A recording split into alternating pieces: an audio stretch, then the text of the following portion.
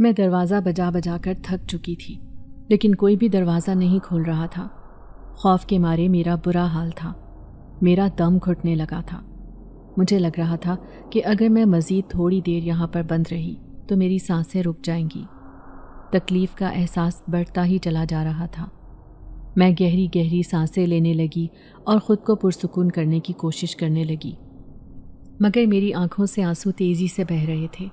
میں سوچ بھی نہیں سکتی تھی کہ کالج میں داخلہ لینے کی مجھے اتنی بڑی سزا ملے گی۔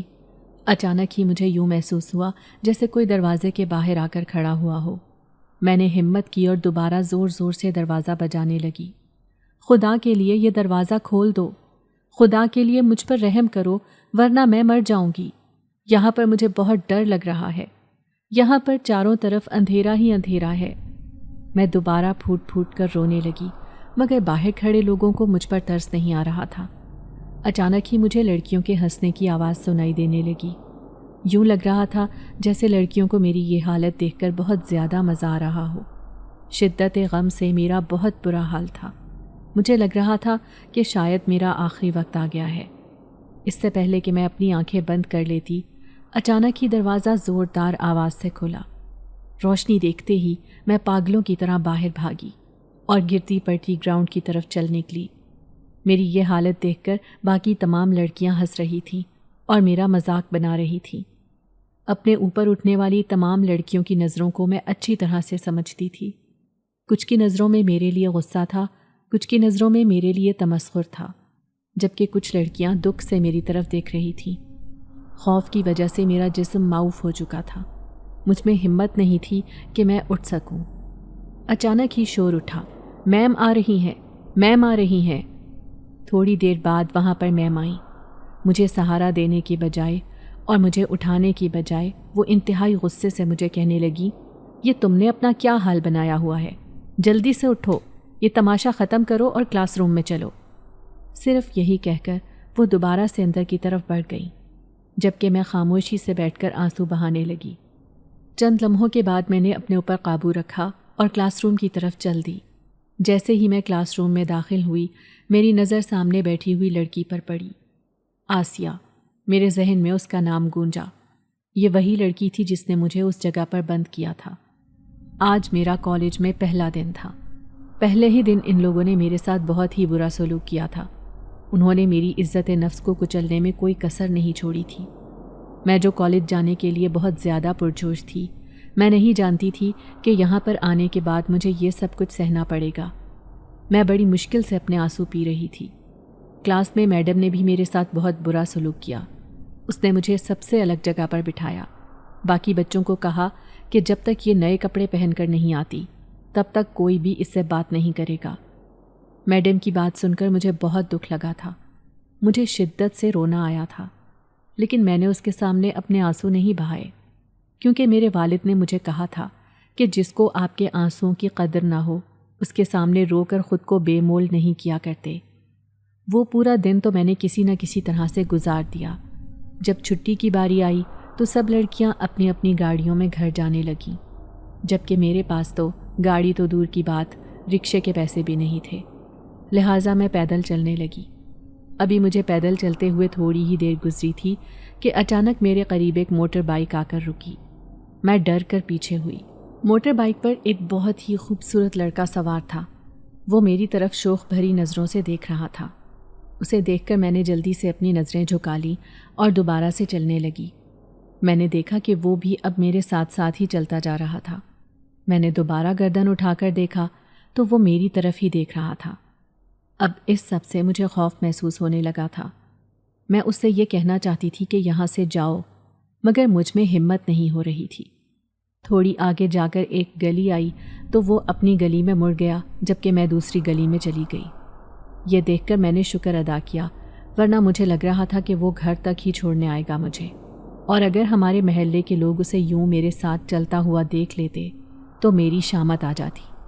ابھی جو مجھے کالج جانے کی اجازت ملی تھی، یہ تو ختم ہوتی ہی ہوتی۔ ابا میری کسی بھی چرسی سے شادی بھی کروا دیتا۔ لہٰذا میں نے بہت ہی محتاط انداز میں چلنا تھا۔ جب میں گھر کے اندر داخل ہوئی تو میری بہن برتنوں کا ڈھیر رکھے بیٹھی ہوئی تھی۔ مجھے دیکھ کر وہ جلدی سے اٹھی اور کہنے لگی، چلو بی بی، اب جلدی سے یہ سارے برتن دھونا شروع کر دو۔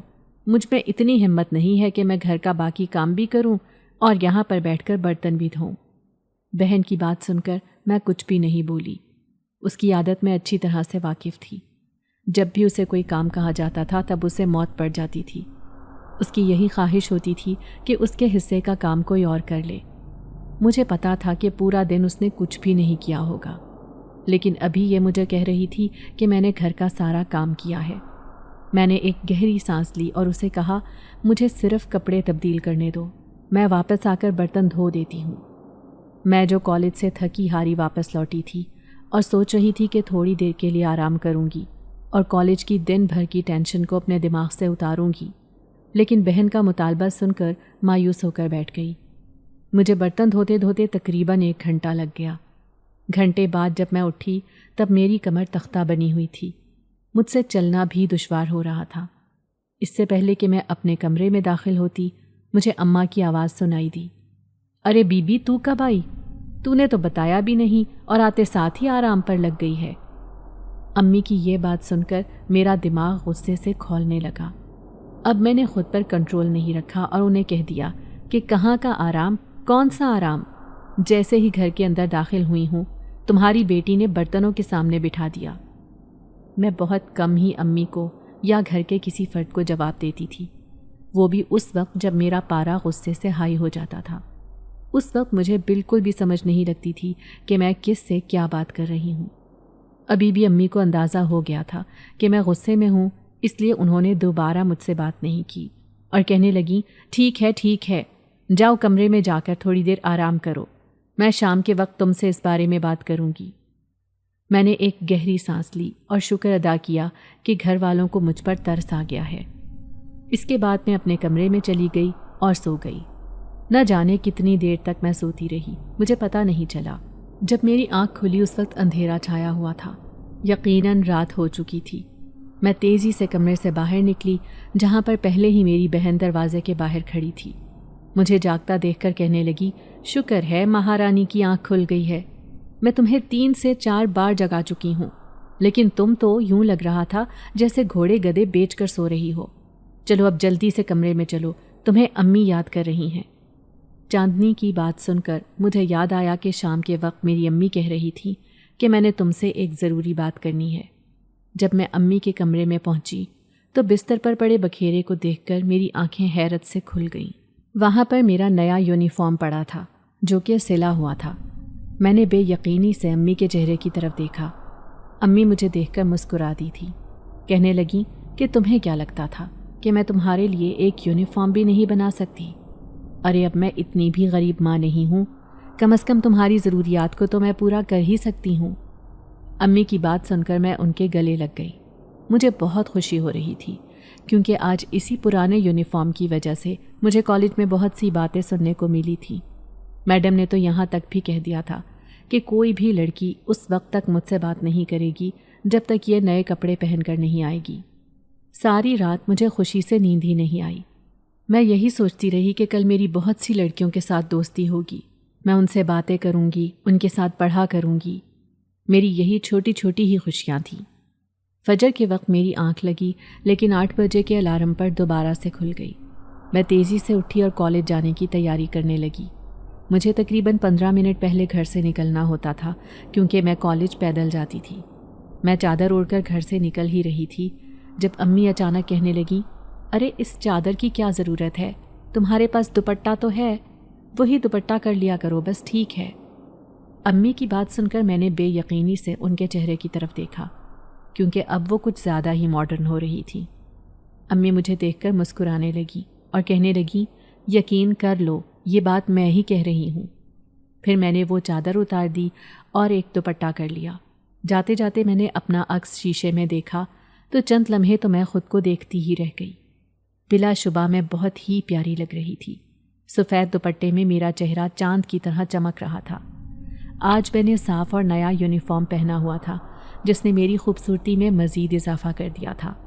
میری خالہ ٹھیک ہی کہتی تھی کہ تم سادگی میں بھی قیامت ڈھاتی ہو۔ میں خوشی سے گھر سے باہر نکل آئی۔ جیسے ہی میں اپنی گلی سے مڑی، اچانک ہی ایک موٹر بائک دوبارہ سے میرے قریب آ کر رک گیا۔ میں نے خوفزدہ نظروں سے جب اپنی دائیں جانب دیکھا تو وہاں پر وہی لڑکا کھڑا تھا جو کہ کل بھی موجود تھا۔ اب وہ مجھے تجسس بھری نگاہوں سے دیکھ رہا تھا۔ بے ساختہ وہ کہنے لگا، ماشاءاللہ تم تو بہت ہی حسین ہو۔ اس کے بارے میں کل ساری رات میں سوچتی رہی تھی۔ میں نے یہ فیصلہ کیا تھا کہ اگر اب وہ دوبارہ میرے راستے میں آیا تو اسے بہت ساری باتیں سناؤں گی اور اسے یہ بھی کہوں گی کہ وہ اس طرح سے میرا راستہ نہ روکا کرے۔ میں نے اپنے چہرے کے تاثرات سخت کر لیے اور اسے کہنے لگی، یہ تمہارا مسئلہ نہیں ہے، بہتری یہی ہے کہ تم اپنے کام سے کام رکھو اور دوبارہ کبھی بھی میرے راستے میں آنے کی کوشش مت کرنا، ورنہ تمہارے ساتھ ساتھ اس موٹر بائک کو بھی ایسی جگہ پھینکوں گی جہاں سے تم لوگوں کی واپسی مشکل ہی نہیں ناممکن ہو جائے گی۔ میری بات سن کر پہلے تو وہ حیرانگی سے میری طرف دیکھنے لگا اور پھر اونچی اونچی آواز میں ہنسنے لگا۔ اس کو ہنستا دیکھ کر مجھے مزید غصہ آ گیا، کیونکہ ایک تو میں اسے ڈانٹ رہی تھی، دوسری طرف میری ڈانٹ کا اثر لیے بغیر وہ ہنسے چلا جا رہا تھا۔ تھوڑی دیر بعد جب وہ چپ ہوا تو کہنے لگا، ارے یار، مجھے تو پتہ ہی نہیں تھا کہ تمہارے منہ میں زبان بھی ہے اور تم اتنا پیارا بول بھی سکتی ہو۔ اچھا مجھے بتاؤ کہ تمہارا نام کیا ہے؟ یہ کہہ کر اچانک ہی وہ میرے رجسٹر پر جھکا، جہاں پر میرا نام لکھا صاف دکھائی دے رہا تھا، غازیہ۔ واہ یار، نام بھی بہت پیارا ہے تمہارا، یہ بھی تمہاری طرح ہی بہت خوبصورت ہے۔ اس کی حرکتیں دیکھ کر اور اس کی باتیں سن کر مجھے اندازہ ہو چکا تھا کہ یہ بہت ہی آوارہ شخص ہے، اور جس طرح سے وہ مجھ سے فری ہو رہا تھا اس سے مجھے یہ بھی اندازہ ہو چکا تھا کہ وہ پہلی بار لڑکی سے بات نہیں کر رہا، بلکہ اسے لڑکیوں سے بات کرنے کا اچھا خاصا تجربہ ہے۔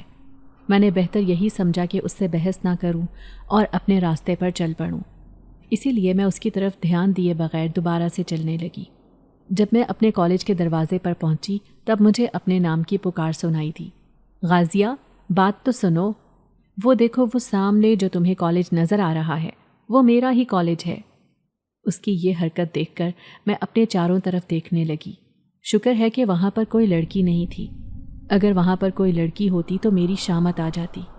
میں نے دوبارہ مڑ کر اس کی طرف نہیں دیکھا اور جلدی سے کالج کے اندر داخل ہو گئی۔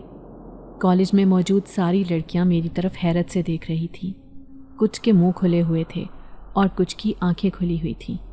میں اپنی سیٹ پر جا کر بیٹھی ہی تھی کہ اچانک ہی ایک لڑکی میرے پاس آئی اور زور سے ہاتھ میری سیٹ پر مارا۔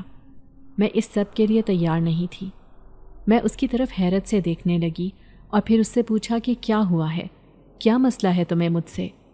میری بات سن کر اس نے میرے بال زور سے پکڑ لیے، جنہیں کھینچتے ہوئے وہ کہنے لگی، تمہاری ہمت بھی کیسے ہوئی مجھ سے اس طرح سے بات کرنے کی؟ میں اپنے بالوں سے چھڑوانے کی پوری کوشش کر رہی تھی، لیکن اس کی گرفت بہت ہی مضبوط تھی۔ اچانک ہی وہاں پر ساری لڑکیاں اکٹھی ہو گئیں۔ تھوڑی دیر بعد ٹیچر آئی تو اس نے میرے بال چھوڑ دیے۔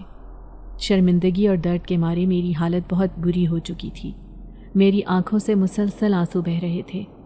ٹیچر آ کر اس سے پوچھنے لگی، کیا ہو گیا ہے بیٹا، تمہیں کہیں لگی تو نہیں ہے؟ حالانکہ اسے یہ سوال مجھ سے کرنا چاہیے تھا، لیکن اس نے میری طرف دیکھنا بھی گوارا نہیں کیا۔ جب اس نے اچھی طرح سے تسلی کر لی کہ وہ لڑکی ٹھیک ہے اور اسے کہیں لگی تو نہیں، تب جا کر وہ میری طرف متوجہ ہوئی۔ وہ مجھے بازوؤں سے پکڑ کر جھٹکنے لگی اور کہنے لگی، تمہاری ہمت بھی کیسے ہوئی اس لڑکی کے ساتھ بدتمیزی کرنے کی؟ میڈم کی بات سن کر میں نے تیزی سے نفی میں سر ہلایا اور انہیں کہا کہ میں نے اس کے ساتھ کسی بھی قسم کی بدتمیزی نہیں کی، بلکہ میں نے صرف یہی کہا تھا کہ تمہیں مسئلہ کیا ہوا ہے، کیونکہ یہ ایک دم ہی میری ڈیسک پر آ کر چیخنے لگی تھی۔ میڈم نے میری بات سنی اور اسے نظر انداز کر دیا۔ اس کے بعد وہ اس لڑکی کو لے کر کمرے سے باہر چلی گئی۔ اب میں پیچھے باقی لڑکیوں کے بیچ تنہا ہی بیٹھی ہوئی تھی۔ کچھ لڑکیاں میرے ساتھ ہمدردی جتا رہی تھیں، جبکہ کچھ لڑکیاں مجھے برا بھلا کہہ رہی تھیں۔ اچانک ہی ایک لڑکی میرے قریب والی سیٹ پر آ کر بیٹھ گئی اور مجھے تسلی دیتے ہوئے کہنے لگی، تم پریشان مت ہو، سب کچھ ٹھیک ہو جائے گا۔ اور جہاں تک اس لڑکی کا سوال ہے تو اس کی تو بات ہی کچھ اور ہے، وہ تو ہے ہی نفسیاتی لڑکی، پتہ نہیں اس جیسی لڑکیوں کو اس کالج میں داخلہ کیسے دے دیتے ہیں۔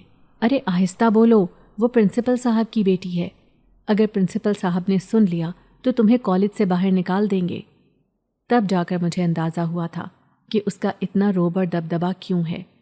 دراصل وہ اس کالج کے پرنسپل صاحب کی بیٹی تھی، لیکن اس کا مطلب یہ نہیں تھا کہ وہ جو کچھ بھی چاہے کرتی پھرے۔ اس دن میں گھر واپس آئی تو میرے سر میں شدید درد ہو رہا تھا۔ شکر تھا کہ واپسی پر مجھے وہ لڑکا بھی نہیں ملا تھا، ورنہ اگر اس بار وہ مجھے مل جاتا تو میں اس کو واقعی قتل کر دیتی۔ گھر جب میں واپس گئی تو میری امی میری سوجی ہوئی آنکھیں دیکھ کر پوچھنے لگی، کیا ہو گیا ہے تمہیں؟ کیا کسی نے کچھ کہا ہے؟ امی کی بات سن کر میں نے تیزی سے نفی میں سر ہلا دیا، کیونکہ اگر میں امی کو اس لڑکی کے بارے میں بتا دیتی تو امی مجھے کالج جانے کی اجازت ہی نہ دیتی۔ رات کے وقت میں اپنے کمرے میں لیٹی ہوئی تھی اور سوچ رہی تھی کہ آخر کیا ضرورت تھی مجھے اتنے امیر کالج میں داخلہ لینے کی۔ اس سے تو اچھا تھا کہ کسی معمولی سے کالج میں داخلہ لے لیتی، کم از کم مجھے اتنی ذلت کا سامنا تو نہ کرنا پڑتا۔ اب مجھے اس بات پر بھی غصہ آ رہا تھا کہ آخر مجھے کیا ضرورت تھی پہلے دن اتنے پھٹے پرانے کپڑے پہن کر جانے کی۔ ان کپڑوں سے سب کو ہی اندازہ ہو گیا تھا کہ میں ایک غریب خاندان سے تعلق رکھتی ہوں۔ میرا پہلا تاثر ہی اتنا غلط پڑا تھا کہ میں باقی کے دنوں کے بارے میں تو اندازہ لگا ہی نہیں سکتی تھی کہ کیا ہونے جا رہا ہے۔ لیکن اس کالج میں داخلہ لینا بھی میرا سب سے بڑا خواب تھا۔ جب میں نے FSC میں ٹاپ کیا تھا تب امی نے مجھ سے خود آ کر یہ سوال کیا تھا کہ میری بیٹی کس کالج میں پڑھنا چاہتی ہے۔ یہ بھی امی نے اس وجہ سے پوچھا تھا کیونکہ میں نے ان کی ناک پورے خاندان میں اونچی کر دی تھی۔ پورے خاندان میں میں ہی واحد لڑکی تھی جو اتنا زیادہ پڑھی تھی اور اتنی بڑی کامیابی حاصل کی تھی۔ لہٰذا محلے کے لوگ آ کر امی کو مشورے دینے لگے اور انہیں سمجھانے لگے کہ تم اپنی بیٹی کی ذہانت کو ضائع مت کرنا، بلکہ اسے پڑھا لکھا کر ایک اچھی نوکری دلوانا۔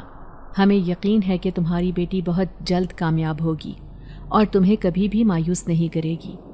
کچھ خاندان والوں کی باتیں اور پھر کچھ محلے والوں کی باتیں سن کر امی نے یہ فیصلہ کیا تھا کہ وہ مجھے آگے پڑھائیں گی۔ ابا تو پہلے ہی اس فیصلے کے کافی خلاف تھے۔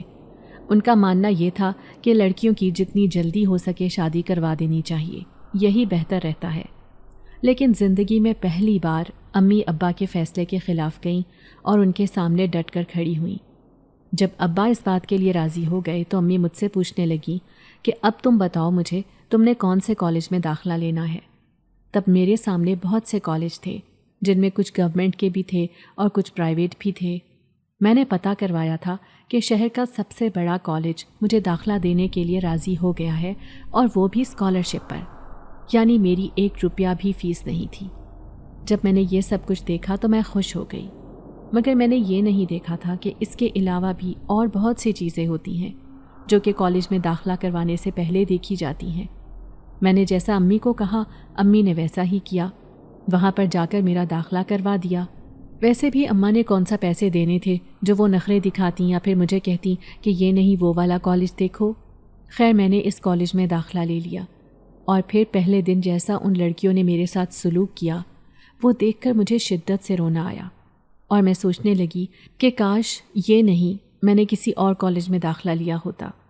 لیکن اب میں کچھ بھی نہیں کر سکتی تھی۔ اب میں یہاں سے اپنا ٹرانسفر بھی نہیں کروا سکتی تھی، کیونکہ اس کالج کی پالیسی تھی کہ جب کوئی ایک بار یہاں پر داخلہ لے لے تو وہ 2 سال پورے کرنے کے بعد ہی یہاں سے جا سکتا ہے۔ اگلے دن جب میں کالج گئی تو پرنسپل صاحب کی بیٹی جس کا نام آسیہ تھا وہ پہلے ہی راستے میں کھڑی تھی۔ مجھے دیکھ کر وہ پراسرار انداز میں مسکرانے لگی اور کہنے لگی میرے پیچھے پیچھے آؤ۔ آسیہ کی بات سن کر مجھے حیرانگی ہوئی کہ آخر وہ مجھے اپنے پیچھے پیچھے آنے کے لیے کیوں کہہ رہی ہے۔ یقیناً ہی اس نے مجھ سے کوئی ضروری بات کرنی تھی۔ میں اس کی بات سننے کے لیے اس کے پیچھے چلی گئی۔ وہ مجھے کالج کے قدرے ویران حصے میں لے گئی جہاں پر پہلے ہی اس کی دوستیں بھی کھڑی تھیں۔ جب میں وہاں پر پہنچی تو وہ سب مجھے دیکھ کر پراسرار انداز میں مسکرانے لگی۔ انہیں دیکھ کر مجھے شدت سے کچھ غلط ہونے کا احساس ہو رہا تھا۔ میں نے واپس جانا چاہا تو ایک لڑکی میرے راستے کے سامنے آ کر کھڑی ہو گئی اور مجھے کہنے لگی ارے بی بی اتنی جلدی جانے کی کیا ضرورت ہے؟ ابھی تو ہم نے تم سے کوئی بات بھی نہیں کی، ابھی تو ہمارے تمہارے ساتھ بہت سارے حساب باقی ہیں جنہیں چکانا ہے۔ ان کی بات سن کر میں نے کہا کہ میں نے ایسا کچھ بھی نہیں کیا اور نہ ہی میرا تمہارے ساتھ کوئی حساب بنتا ہے۔ پھر بھی اگر مجھ سے کوئی غلطی ہو گئی ہے تو میں تم سے معافی مانگتی ہوں، مجھ پر رحم کرو اور مجھے یہاں سے جانے دو۔ میں یہ بات کر ہی رہی تھی جب اچانک ہی کسی نے میرے بال دوبارہ زور سے پکڑ لیے۔ میں نے پلٹ کر دیکھا تو وہ آسیہ ہی تھی جو میرے بال زور زور سے کھینچ رہی تھی۔ تکلیف کے مارے میرے منہ سے چیخیں نکل رہی تھیں۔ اچانک ایک لڑکی آگے بڑھی اور اس نے میرے منہ پر ہاتھ رکھ دیا۔ اب میرے منہ سے گھٹی گھٹی چیخیں نکل رہی تھیں۔ بے بسی کا احساس بہت شدید تھا۔ میں خود کو ان کی گرفت سے چھڑوانے کی کوشش کر رہی تھی، لیکن ان لڑکیوں کی گرفت بہت مضبوط تھی۔ چند لمحے تو وہ مجھے یوں ہی تکلیف دیتی رہیں، پھر اس نے مجھے زمین پر زور سے پھینکا اور مجھ سے کہنے لگی، تمہیں پتہ ہے کہ کل تم نے مجھ سے بدتمیزی کر کے کتنی بڑی غلطی کر دی ہے۔ میں نے اسے کہا کہ اس کی سزا تو تم مجھے پہلے ہی دے چکی ہو، پہلے ہی پرنسپل صاحب میری بے عزتی کر چکے ہیں، ٹیچر نے بھی میری اچھی خاصی بے عزتی کی ہے، اب تم کیا چاہتی ہو؟ تم ٹھیک کہہ رہی ہو، ان سب لوگوں نے تمہاری بے عزتی کی ہے کیونکہ یہ ان کی ڈیوٹی تھی اور ان کا حق بھی تھا، لیکن اس سب میں کہیں بھی نہیں تھی، اس لیے اب میرا بدلہ لینے کی باری ہے۔ یہ کہہ کر اس نے ایک زوردار تھپڑ میرے چہرے پر مارا، پھر اس نے مجھ پر تھپڑوں کی بارش شروع کر دی۔ اس کے بعد وہ میرے پیٹ میں لاتیں مارنے لگی۔ تکلیف کے مارے میری بہت بری حالت تھی۔ میں چیخ رہی تھی، چلا رہی تھی، اپنی مدد کے لیے پکار رہی تھی، لیکن اس علاقے میں آنے والا کوئی بھی نہیں تھا۔ تھوڑی ہی دیر میں میری حالت بہت بگڑ چکی تھی۔ اس کے بعد وہ لڑکیاں وہاں سے چلی گئیں، جبکہ میں درد سے وہاں پر لیٹی کر آہنے لگی اور اپنی مدد کے لیے پکارنے لگی۔ جب کوئی بھی میری مدد کے لیے نہیں آیا تو میں اٹھی اور ہمت کرتے ہوئے وہیں پر بنے پرانے واش روم کی طرف گئی۔ ابھی میں اپنا منہ دھو رہی تھی کہ اچانک ہی کسی نے دروازہ لاک کر دیا۔ خوف سے میرا برا حال تھا۔ میں دروازہ بجا رہی تھی اور اپنی مدد کے لیے پکار رہی تھی، لیکن وہاں پر کوئی بھی نہیں تھا۔ لڑکی دروازہ لاک کر کے جا چکی تھی۔ اچانک میرا سر چکرانے لگا اور میں دوبارہ سے زمین بوس ہو گئی۔ مجھے وہاں پر لیٹے ہوئے تھوڑی ہی دیر گزری تھی جب مجھے اچانک یوں محسوس ہوا جیسے کسی نے میرے کندھے پر ہاتھ رکھا ہو۔ میں نے آنکھیں کھول کر دیکھا تو وہاں پر ایک خوبصورت نوجوان کھڑا تھا جو آہستہ آہستہ میرا نام پکار رہا تھا۔ ایک اجنبی نوجوان کو اس وقت لڑکیوں کے کالج میں دیکھ کر مجھے بہت حیرت ہوئی، لیکن مجھے تکلیف اتنی زیادہ تھی کہ زیادہ دیر تک میں اپنی آنکھیں کھلی نہیں رکھ سکی اور بے ہوش ہو گئی۔ دوبارہ جب مجھے ہوش آیا تب میں ایک ہسپتال میں موجود تھی۔ یہ ہسپتال ہمارے کالج کے بالکل ساتھ ہی تھا۔ قریب ہی پرنسپل صاحب بیٹھے ہوئے تھے۔ مجھے ہوش میں آتا دیکھ کر انہوں نے باقی سب کو باہر جانے کو کہا۔ اس کے بعد وہ میری طرف متوجہ ہوئے اور مجھے کہنے لگے کہ بیٹا، اگر تم چاہتی ہو کہ تمہارا فیوچر اچھا رہے اور تمہارے ساتھ کسی بھی قسم کا کوئی مسئلہ نہ ہو تو جیسا میں کہہ رہا ہوں تم نے ویسا ہی کرنا ہے۔ ان کی بات سن کر میں نے گردن جھکا لی، کیونکہ مجھے اچھی طرح سے پتا تھا کہ اب وہ کیا کہنا جا رہے ہیں۔ تھوڑی دیر بعد انہوں نے مجھے کہا کہ مجھے پتا ہے کہ تمہارے ساتھ یہ سب کرنے والا کوئی اور نہیں بلکہ میری بیٹی ہی ہے، لیکن مجھے یقین ہے کہ میری بیٹی کوئی بھی کام بغیر کسی مقصد کے نہیں کرتی۔ ضرور تم نے اسے کوئی تکلیف پہنچائی ہوگی یا دکھ دیا ہوگا، یہی وجہ ہے کہ اس نے اتنا بڑا قدم اٹھایا ہے، مگر اب تمہارا کام یہ ہے کہ تم اپنی زبان بند رکھو۔ اگر تم نے ایسا نہ کیا تو میں تمہیں نہ صرف اس کالج سے نکال دوں گا بلکہ تمہارے ڈاکیومنٹس پر کوئی ایسی مہر لگا دوں گا کہ تمہیں باقی کسی کالج میں بھی داخلہ نہیں ملے گا۔ پرنسپل صاحب کی باتیں سن کر میری آنکھوں سے آنسو بہنے لگے۔ زندگی میں پہلی بار مجھے اپنی غریبی کی وجہ سے رونا آ رہا تھا۔ اگر میرے والدین بھی امیر ہوتے تو آج میرے ساتھ اس قسم کا سلوک نہ ہو رہا ہوتا، بلکہ لوگ مجھے تکلیف پہنچانے سے پہلے 100 بار سوچتے کہ اگر اس کے باپ کو پتہ چل گیا تو یہ ہمارا بہت برا حال کرے گا، جبکہ اب وہ اچھی طرح سے جانتے تھے کہ میرا باپ ایک مزدور ہے اور وہ کچھ بھی نہیں کر سکتا، اسی لیے وہ سب لوگ مجھے تکلیف پہنچا رہے تھے۔ میرا اس کالج میں رہنا بہت دشوار ہو گیا تھا۔ اب تو میں نہ تو اس کالج سے نکل سکتی تھی اور نہ ہی اس کالج میں رہ سکتی تھی۔ تھوڑی ہی دیر بعد میری امی گھبرائی ہوئی ہسپتال میں آ گئیں۔ میری امی نے اس وقت ایک معمولی سا لباس پہنا ہوا تھا۔ میری امی کے لباس کو دیکھ کر پرنسپل صاحب نے برا سا منہ بنایا۔ ان کے چہرے کے تاثرات کو میں نے اچھی طرح سے نوٹ کیا تھا۔ میں نے تکلیف سے اپنی آنکھیں بند کر لیں، لیکن یہ تکلیف تو میں نے خود اپنے ہاتھوں سے چنی تھی۔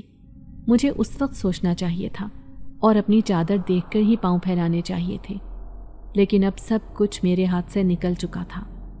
تھوڑی ہی دیر بعد امی مجھے اپنے ساتھ لے کر چلی گئیں۔ راستے میں وہ مجھ سے پوچھ رہی تھی کہ مجھے سچ سچ بتاؤ کیا ہوا ہے۔ تمہاری حالت دیکھ کر بالکل بھی نہیں لگ رہا کہ تمہارا ایکسیڈنٹ ہوا ہے، بلکہ لگ رہا ہے کہ کسی نے تمہیں مارا ہے۔ اگر ایسی بات ہے تو تم مجھے بتاؤ، میں وعدہ کرتی ہوں کہ میں ان لوگوں کا حشر نشر کر دوں گی۔ امی کی بات سن کر میرے چہرے پر پھیکی سی مسکراہٹ آ گئی۔ میں نے انہیں کہا، ایسا کچھ بھی نہیں ہے، یہ صرف آپ کی غلط فہمی ہے۔ مجھے واقعی ایک گاڑی نے ٹکر ماری تھی جس کی وجہ سے میں زمین پر گر کر بے ہوش ہو گئی اور زخمی ہو گئی۔ ابھی میں نے امی کو اپنے پیٹ کی حالت نہیں دکھائی تھی، جہاں پر لاتیں پڑنے کی وجہ سے نیل پڑ گئے تھے، اور مجھے اس وقت شدید درد ہو رہا تھا۔ اچانک ہی میرے ذہن میں اس لڑکے کا خیال آیا جسے میں نے بے ہوش ہونے سے پہلے دیکھا تھا۔ نہ جانے وہ کون تھا اور وہاں پر کیا کر رہا تھا۔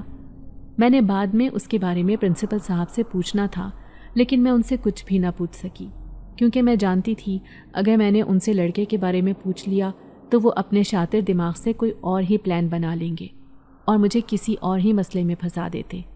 اتنا تو مجھے اندازہ ہو گیا تھا کہ اپنی بیٹی کی اس قدر گھٹیا تربیت کرنے میں اس کا بہت ہی بڑا ہاتھ ہے، اور وہ اس پر شرمندہ بھی نہیں تھا بلکہ بہت زیادہ فخر محسوس کرتا تھا۔ رات کے وقت میں اپنے کمرے میں لیٹی آرام کر رہی تھی جب اچانک ہی مجھے یوں محسوس ہوا جیسے کسی نے میرے نام کو پکارا ہو۔ میں تیزی سے اپنے بستر پر اٹھ بیٹھی۔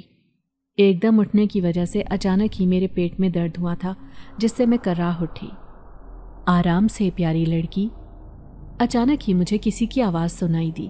یہ سن کر میں حیرت سے اپنے چاروں طرف دیکھنے لگی۔ اچانک ہی میری نظر اپنے بستر کے دوسری جانب پڑی، جہاں پر وہی نوجوان کھڑا تھا جسے میں نے آج کے دن کالج کے پچھلے حصے میں دیکھا تھا۔ وہ وہاں پر کھڑا پراسرار انداز میں مسکرا رہا تھا۔ اس کو یوں مسکراتا دیکھ کر پہلے تو میں حیران رہ گئی، پھر میرا دل خوف سے دھڑکنے لگا، کیونکہ ایک نوجوان کا ایک دم کسی لڑکی کے کمرے میں نمودار ہو جانا کوئی معمولی سی بات تو نہیں تھی۔ میری بات سن کر وہ ایک دم ہی غائب ہو گیا۔ پھر جب وہ دوبارہ سے نمودار ہوا تو وہ میرے انتہائی قریب کھڑا تھا۔ وہ تھوڑا سا جھکا اور میری آنکھوں میں دیکھتے ہوئے مجھ سے پوچھنے لگا، اب یہ سب دیکھ کر تمہیں کیا لگتا ہے کہ میں کون ہو سکتا ہوں؟ میری آنکھوں کے سامنے اندھیرا چھانے لگا۔ میں دوبارہ بے ہوش ہو گئی۔ تیسری بار جب مجھے ہوش آیا تب میرا سر کسی کی گود میں پڑا ہوا تھا۔ میں نے آنکھیں کھولی تو اپنے سر کے اوپر اسی نوجوان کا سر پایا۔ یہ دیکھ کر میں جلدی سے اٹھ بیٹھی۔ مجھے اٹھتا دیکھ کر اس نے برا سا منہ بنایا اور کہنے لگا، یہیں پر لیٹی رہتی، مجھے اتنا مزہ آ رہا تھا۔ وہ نوجوان بہت ہی عام انداز میں بات کر رہا تھا، ایسے جیسے میری اس سے بہت پرانی دوستی ہو، جبکہ اسے اپنے سامنے دیکھ کر مجھے بہت ڈر لگ رہا تھا۔ میں نے اس سے کہا، پہلے تم مجھے بتاؤ کہ تم کون ہو اور مجھ سے کیا چاہتے ہو؟ میری بات سن کر وہ مسکرانے لگا اور کہنے لگا کہ میں ایک جن ذات ہوں۔ دراصل جس وقت وہ لڑکیاں تمہیں مار کر وہاں سے گئی تھیں تبھی میں وہاں پر آیا تھا۔ جب میں نے تمہیں زمین پر پڑے دیکھا تو میں تمہاری مدد کرنے کے لیے نیچے اترا۔ پھر جب میں نے تمہارے خوبصورت چہرے کو دیکھا تو میں تمہارا پہلی ہی نظر میں دیوانہ ہو گیا۔ تم سے زیادہ خوبصورت لڑکی میں نے اپنی ساری زندگی میں نہیں دیکھی۔ تم نہ صرف پاک ہو، معصوم ہو، بلکہ بہت حسین بھی ہو۔ تم جیسی لڑکی کے ساتھ کسی کو بھی یہ زیادتی کرنے کا حق نہیں ہے۔ اس کی بات سن کر میری آنکھوں میں آنسو آ گئے۔ میں نے اپنی گردن جھکا لی اور اسے کہنے لگی، سب مجھ سے اس لیے برا سلوک کرتے ہیں کیونکہ میں غریب ہوں۔ میری بات سن کر اس نے کہا، فکر مت کرو، آج کے بعد کوئی بھی تمہارے ساتھ ایسا سلوک نہیں کرے گا، اور اگر کسی نے ایسا سلوک کرنے کی کوشش کی تو اس کا حساب میں خود ہی لے لوں گا۔ میں نے بے یقینی سے اس کی طرف دیکھا اور پھر اس سے وعدہ لیا کہ وہ ہمیشہ ہی میری مدد کرے گا۔ جن ذات نے مجھ سے وعدہ کیا اور کہنے لگا، چلو اب بے فکر ہو جاؤ اور سونے کی تیاری کرو، اگلے دن تم نے کالج بھی جانا ہے۔ اب وہ بہت ہی سمجھداروں کی طرح باتیں کر رہا تھا، جبکہ تھوڑی دیر پہلے تک وہ بچوں کی طرح حرکتیں کر رہا تھا۔ جن ذات کے اس بدلتے ہوئے رویوں سے میں بہت حیران ہو رہی تھی، لیکن اب میں خوش بھی تھی کیونکہ میری مدد کرنے کے لیے اب کوئی موجود تھا۔ اگلے دن میں معمول کی طرح اٹھی اور کالج کے لیے تیار ہونے لگی۔ اس دوران میں اکیلی نہیں تھی بلکہ وہ جن ذات میرے ساتھ تھا۔ جب میں گلی سے مڑنے لگی تو اچانک ہی ایک موٹر بائک میرے قریب آ کر رکی۔ میں نے دائیں جانب دیکھا تو وہی لڑکا تھا۔ اسے دیکھ کر میں نے برا سا منہ بنایا۔ اس کے ساتھ ہی میرے کانوں میں سرگوشی ہوئی، کیا تمہیں یہ لڑکا پسند نہیں ہے؟ جنزاد کی بات سن کر میں نے اونچا کہا، ہاں، یہ لڑکا مجھے بالکل بھی پسند نہیں ہے، تم اسے ٹھکانے لگاؤ۔ یہ کہہ کر میں نے اپنے قدموں کی رفتار تیز کر دی۔ جب میں نے پیچھے پلٹ کر دیکھا تو وہ لڑکا خود کو بچانے کی کوشش کر رہا تھا، جبکہ جنزاد کبھی اس کے سر پر مار رہا تھا اور کبھی اس کے پیٹ پر مار رہا تھا۔ تھوڑی ہی دیر بعد وہ لڑکا وہاں سے خوفزدہ ہو کر بھاگ گیا۔ یہ منظر دیکھ کر میں ہنسنے لگی۔ مجھے ہنستا دیکھ کر جنزاد نے کہا، یوں ہی ہمیشہ ہنستی رہا کرو۔ تھوڑی دیر کے بعد جب میں کالج پہنچی تو پرنسپل صاحب کی بیٹی سامنے ہی کھڑی تھی۔ مجھے دیکھ کر وہ پراسرار انداز میں مسکرانے لگی اور کہنے لگی، مجھے اندازہ نہیں تھا کہ تمہارے چہرے پر آج مسکان ہوگی۔ میں تو سوچ رہی تھی کہ تم نے بیوہ عورتوں جیسا حلیہ بنایا ہوگا، لیکن لگتا ہے کہ تمہیں دوبارہ سے سبق سکھانا پڑے گا۔ یہ کہہ کر اس نے دوبارہ سے میری بازو پکڑی، لیکن پھر اونچی آواز میں چلانے لگی اور کہنے لگی، یہ تم نے میرے ساتھ کیا کیا ہے؟ میں نے لا علمی سے اس کے چہرے کی طرف دیکھا۔ یہ تماشا دیکھ کر باقی تمام لڑکیاں بھی ہمارے ارد گرد اکٹھی ہو گئی تھیں۔ پرنسپل صاحب کی بیٹی حیرانگی سے اپنے ہاتھوں کی طرف دیکھ رہی تھی۔ پھر وہ اپنا ہاتھ باقی تمام لڑکیوں کو دکھانے لگی اور کہنے لگی، دیکھو یار، یہ جادوگرنی ہے، میں نے صرف اسے ہاتھ لگایا تھا لیکن یہ میرا سارا ہاتھ جل گیا۔ میں نے جب اس کا ہاتھ دیکھا تو وہ بالکل ٹھیک ٹھاک تھا، جلن کا تو نام و نشان تک نہیں تھا۔ باقی لڑکیاں بھی یہ دیکھ کر ہنسنے لگیں، کچھ اونچی آواز میں سرگوشی کرتے ہوئے کہنے لگیں، یار یہ لڑکی تو بالکل پاگل ہو گئی ہے، پرنسپل صاحب کو چاہیے کہ پہلے اپنی بیٹی کا علاج کروائیں۔ لڑکیاں ہنستی ہنستی وہاں سے چلی گئیں۔ ان کی باتیں سن کر جب آسیہ نے اپنے ہاتھ کی طرف دیکھا تو وہ خود حیران رہ گئی۔ پھر وہ غصے سے میری طرف بڑھی۔ اس سے پہلے کہ وہ دوبارہ میرے بالوں کو پکڑتی، جنزاد نے اس کے بالوں کو پکڑ لیا۔ وہ زور زور سے چلانے لگی، لیکن حیرت کی بات یہ تھی کہ اب کوئی لڑکی بھی اس کی طرف متوجہ نہیں ہو رہی تھی، ورنہ مجھے تو لگ رہا تھا کہ تھوڑی ہی دیر بعد سارا کالج دوبارہ سے اس کے آس پاس جمع ہو جائے گا۔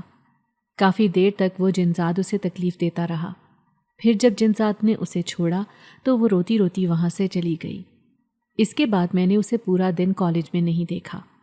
وہ پورا دن میرا بہت ہی اچھا گزرا تھا۔ وہ جنزاد بھی میرے ساتھ ساتھ ہی رہا تھا۔ نہ صرف اس نے میری پڑھائی میں مدد کی تھی، بلکہ اس کے ساتھ ساتھ اس نے مجھے بہت ہی مزے کی کھانے کی چیزیں بھی دیں۔ بریک ٹائم جب میں بیٹھی کھانا کھا رہی تھی کہ اچانک ہی میری کلاس فیلو میرے قریب آ کر بیٹھ گئی۔ اس وقت میں نے ہاتھ میں ایک بہت ہی انوکھا فروٹ پکڑا ہوا تھا۔ یہ فروٹ میری دنیا کا نہیں تھا، بلکہ یہ اسی جنزاد کی دنیا کا تھا جو ابھی تھوڑی دیر پہلے ہی وہ میرے لیے لایا تھا۔ وہ فروٹ دیکھ کر لڑکی حیران ہو گئی اور مجھے کہنے لگی کہ یہ عجیب و غریب چیز کیا ہے۔ اس کی بات سن کر میں ہنسنے لگی اور کہنے لگی کہ یہ کوئی عجیب و غریب چیز نہیں ہے، بلکہ یہ ایک فروٹ ہے۔ جب اس نے مجھ سے فروٹ کا نام پوچھا تو میں خود بھی خاموش ہو گئی، کیونکہ نام تو مجھے بھی نہیں آتا تھا۔ پھر اس جنزاد نے اچانک ہی میرے کانوں میں سرگوشی کی تھی۔ جنزاد نے مجھے جو نام بتایا میں نے وہی نام اس لڑکی کو بتا دیا، لیکن میں نے اسے یہ فروٹ نہیں دیا تھا، کیونکہ جنزاد نے مجھے فروٹ دینے سے صاف انکار کیا تھا۔ وہ کافی دیر تک میرے پاس بیٹھی رہی اور یہی سوچتی رہی کہ شاید میں اسے دے دوں گی، لیکن میں جنزاد کے فیصلے کے خلاف نہیں جا سکتی تھی، اسی لیے میں نے اسے مایوس کیا۔ دن تیزی سے گزرتے جا رہے تھے۔ اب کالج کی لڑکیاں بھی مجھے پریشان نہیں کرتی تھیں اور نہ ہی وہ لڑکا راستہ روکا کرتا تھا۔ ایک دن میں بینچ پر اکیلی ہی بیٹھی ہوئی تھی۔ اس دن وہ جنزاد میرے ساتھ نہیں تھا، وہ ایک ضروری کام سے اپنی دنیا میں گیا ہوا تھا۔ میں بھی اب مطمئن ہو چکی تھی، کیونکہ مجھے لگ رہا تھا کہ آسیہ اب کبھی بھی مجھ سے بدلہ نہیں لے گی، لیکن یہ میری غلط فہمی ثابت ہوئی۔ آسیہ نے جب مجھے بینچ پر اکیلا بیٹھے دیکھا اور یہ دیکھا کہ کلاس میں کوئی بھی نہیں ہے تو وہ تیزی سے میرے پاس آ کر کھڑی ہو گئی۔ تم یہ جو جادو ٹونے کرتی پھر رہی ہو نا، مجھے اس کے بارے میں اچھی طرح سے اندازہ ہو گیا ہے۔ آسیہ کی بات سن کر میں نے حیرانگی سے اس کی طرف دیکھا اور اسے کہنے لگی، میں نے کسی قسم کا کوئی بھی جادو نہیں کیا، لہٰذا بہتر یہی ہے کہ میرے پاس مت آؤ اور مجھ سے دور ہی رہو۔ اس سے پہلے کہ میں اس کے قریب سے ہو کر گزرتی، اس نے میری بازو پکڑ لی۔ کافی دیر تک اس نے میری بازو کو پکڑے رکھا، پھر وہ خوشگوار سی حیرت سے مجھے دیکھنے لگی اور کہنے لگی، پہلے جب بھی میں تمہیں ہاتھ لگاتی تھی تب میرا ہاتھ جل جاتا تھا، لیکن آج ایسا کچھ بھی نہیں ہوا۔ مجھے بتاؤ کہ اس کی وجہ کیا ہے۔ اس کی بات سن کر میرے چہرے پر ایک سایہ آ کر لہرایا، کیونکہ اس کی وجہ ایک ہی تھی کہ جنزاد اس وقت میرے ساتھ موجود نہیں تھا۔ اس سے پہلے کہ میں اسے کچھ کہتی، اس نے مجھے پکڑا اور مجھے گھسیٹتے ہوئے لے کر جانے لگی۔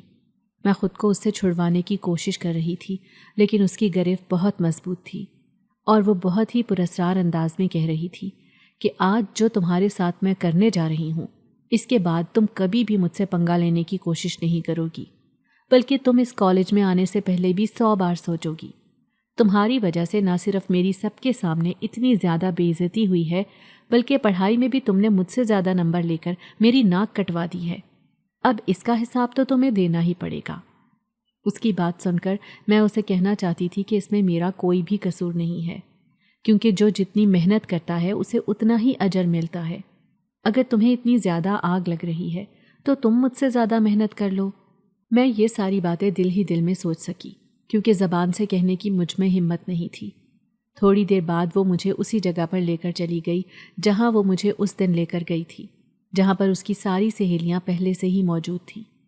اب وہ ساری میری طرف بڑھنے لگیں اور مجھے تھپڑ مارنے لگیں۔ وہ ساری مجھے ایک ساتھ مار رہی تھی۔ تکلیف سے میری بہت ہی بری حالت تھی۔ اچانک ہی ان میں سے ایک لڑکی نے موبائل نکالا اور کہنے لگی، تم دیکھو اب میں اس کا کیا حال کرتی ہوں۔ اب میں اس کی ویڈیو بناتی ہوں اور یہ ویڈیو میں انٹرنیٹ پر چڑھاؤں گی۔ اس کے بعد مجھے یقین ہے کہ یہ کسی کو بھی منہ دکھانے کے لائق نہیں رہے گی۔ لڑکی کی بات سن کر میں نے تیزی سے نفی میں سر ہلایا۔ میں انہیں منع کرنا چاہتی تھی، لیکن تکلیف کے مارے میری زبان سے الفاظ ہی ادا نہیں ہو رہے تھے۔ اس سے پہلے کہ وہ ویڈیو بنانا شروع کرتی، اچانک ہی اس نے ایک زوردار چیخ ماری اور پھر وہ زمین پر بے ہوش ہو کر گر پڑی۔ اسے بے ہوش ہوتا دیکھ کر باقی تمام لڑکیاں بھی خوفزدہ ہو گئیں، اور پھر آہستہ آہستہ وہ تمام لڑکیاں وہاں سے بھاگنے لگیں۔ اب صرف وہاں پر آسیہ ہی بچی تھی، جو کہ خوفزدہ نظروں سے میری طرف دیکھتی اور کبھی اپنے آگے پیچھے دیکھتی، لیکن اسے کوئی بھی نظر نہیں آ رہا تھا۔ جنزاد نے اسے بالوں سے پکڑ لیا اور اسے چہرے پر تھپڑ مارنے لگا۔ اس کے بعد آسیہ کو اس نے بہت بری طرح سے ڈرایا۔ آسیہ بے ہوش ہو کر زمین پر گر پڑی۔ میری بھی حالت بہت بری تھی، مجھ میں ہمت نہیں تھی کہ میں اٹھ سکوں۔ جنزاد نے مجھے سہارا دے کر وہاں سے اٹھایا اور مجھے آنکھیں بند کرنے کے لیے کہا۔ میں نے آنکھیں بند کیں۔ تھوڑی دیر بعد جب میں نے آنکھیں کھولیں تب میں ایک اور ہی دنیا میں موجود تھی۔ وہ ایک بہت ہی پیارا اور خوبصورت محل تھا۔ اچانک ہی ایک لڑکی بھاگتی ہوئی میری طرف آئی اور مجھے سہارا دے کر چلنے لگی۔ تھوڑی دیر بعد ہم ایک بہت پیارے کمرے میں جا کر رکے۔ وہاں پر پہلے سے ہی کوئی طبیبہ بیٹھی ہوئی تھی۔ اس نے میرے زخموں کا علاج کیا اور مجھے مرہم لگایا، جس سے مجھے فوری طور پر آرام آ گیا اور میرے سارے داغ بھی دور ہو گئے۔ اب میں بالکل پہلے کی طرح ٹھیک ہو چکی تھی۔ اس کے بعد میں نے جنزاد سے کہا کہ میں نے واپس گھر جانا ہے، میرے گھر والے پریشان ہو رہے ہوں گے۔ جنزاد میری بات سمجھتا تھا، اس لیے وہ جلدی سے راضی ہو گیا۔ اس نے دوبارہ مجھے آنکھیں بند کرنے کے لیے کہا۔ میں نے آنکھیں بند کیں۔ اس بار مجھے یوں لگ رہا تھا جیسے میں ہوا میں اڑ رہی ہوں۔ تھوڑی دیر بعد جنزاد نے مجھے آنکھیں کھولنے کے لیے کہا۔ میں نے دیکھا کہ میں اس وقت اپنے گھر کے دروازے کے سامنے کھڑی تھی۔ جنزاد کا شکریہ ادا کر کے میں اپنے گھر کے اندر داخل ہو گئی، لیکن اس وقت مجھے آسیہ کی بھی فکر ہو رہی تھی۔ اس نے بلا شبہ مجھ پر بہت ظلم کیے تھے اور ابھی بھی وہ میری عزت کو خاک میں ملانے جا رہی تھی، لیکن اس کے باوجود بھی مجھے اس کی فکر تھی۔ اگلے دن جب امی نے مجھے کالج کے لیے اٹھایا تو میں نے صاف انکار کر دیا کہ اب میں کالج نہیں جاؤں گی۔ میری بات سن کر امی بہت حیران ہوئیں اور کہنے لگیں، یہ کیا بات ہوئی؟ تمہیں تو کالج جانے کا بہت شوق تھا، اب ایک دم سے کیا ہو گیا ہے؟ میں نے انہیں کہا کہ مجھے کالج جانے کا شوق تھا، کسی ایسی جگہ پر جانے کا نہیں جہاں پر لوگوں کو ان کی امیری اور غریبی کی بنا پر دیکھا جاتا ہے۔ یہ کہہ کر میں نے منہ موڑ لیا۔ یقیناً امی کو اندازہ ہو چکا تھا کہ اگر میں نے یہ فیصلہ کر لیا ہے تو اس کے پیچھے ضرور کوئی بڑی وجہ ہوگی، اسی لیے انہوں نے دوبارہ مجھے کالج جانے کے لیے مجبور نہیں کیا۔